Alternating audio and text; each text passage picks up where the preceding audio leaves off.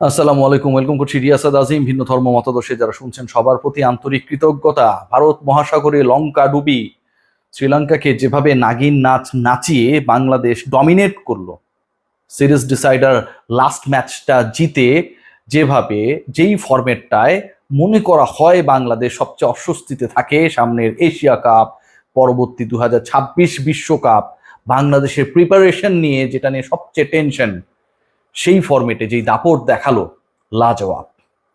প্রেমাদাসা স্টেডিয়ামে টি-20 ফরম্যাটে সর্বোচ্চ রানের রেকর্ডটা বাংলাদেশের, সেটাও আবার রেকর্ড করে 214 করেছিল শ্রীলঙ্কা। 2018-তে টপকে যায় বাংলাদেশ। তামিমের বাংলাদেশ, মুশফিকের বাংলাদেশ, মুস্তাফিজের বাংলাদেশ, লিটন কুমার দাসের বাংলাদেশ। এই যে চারটা নাম বললাম, এই চার নামের মধ্যে দুজন নেই, বলতে পারেন একজন নেই, মুশফিকুর রহিম নেই। তামিম ইকবালও তো নেই, না, ছোট তামিম ছিলেন।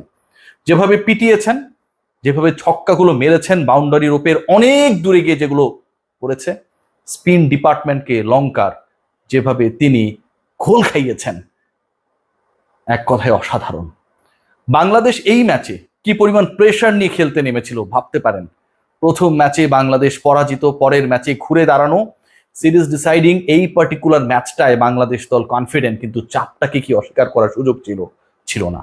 পুরো গ্যালারি ভরা সমর্থন লঙ্কানদের পক্ষে, আর বাংলাদেশের সমর্থকরা হতাশায় নিমজ্জিত। সমর্থকরা ঘোষণা দেন কিছুক্ষণ পর পর সোশ্যাল মিডিয়ায়, আপনাদের খেলা আর দেখতে চাই না। সেই প্রেশারটাকে এমনভাবে রিভার্স করে কনফিডেন্সে পরিণত করলো লিটন কুমার দাসের দল। সবাই অপেক্ষা থাকবে যে পাকিস্তান সিরিজে, পাকিস্তান দেশে পৌঁছে গেছে, বাংলাদেশ দল হয়তো একই ফরম্যাটে অসাধারণ ক্রিকেট খেলে আরো একটা সিরিজ জিতে নেবে। খেয়াল করে দেখবেন যে যে দলটা 215 রান, একটু আগে বলছিলাম যে আর প্রেমাদাসায় যে কোনো দলের সর্বোচ্চ স্কোর টি-20 ইন্টারন্যাশনালে করেছিল, সেই দলের সামনে লক্ষ্যটা 133 রানের। 133-এর টার্গেট, 132 টপকানোর টার্গেট বাংলাদেশ পেরোতে পারবে না। এটা অন্তত আজকের দিনে হতাশাগ্রস্ত, হতাশায় নিমজ্জিত, কনফিডেন্সের অভাবে ভোগা কোনো বাঙালি একবারের জন্য ভাবে নাই। সারাদিন দেশে অনেক অস্থিরতা হয়েছে, রাজনৈতিক অস্থিরতা দিনভর চলছে। তারপর সেই স্বস্তির সুবাতাস বাংলাদেশ জাতীয় ক্রিকেট দল দিল লিটনের ব্যাটে, তামিমের ব্যাটে, শাক মাহাদির খন্ডিতে। খেয়াল করে দেখবেন যে শ্রীলঙ্কার ব্যাটিং ডিপার্টমেন্ট নিয়ে আমাদের সবচেয়ে টেনশনে থাকতে হয়েছিল।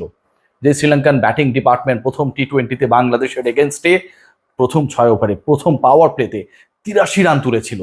বাংলাদেশের করা সেই 150 পেরোনের স্কোরটাকে কোনো কিছুই মনে করে নাই। সেই দলটা প্রথম ম্যাচে এত ভালো করার পর দ্বিতীয় ম্যাচে বাংলাদেশের সেকেন্ড লার্জেস্ট এভার ভিক্টরিতে অবদান রাখে। পরের ম্যাচে পাওয়ার প্লেতে আবারও 3 রান, 3 উইকেট হারায়। 40-এর বেশি করতে পারে না।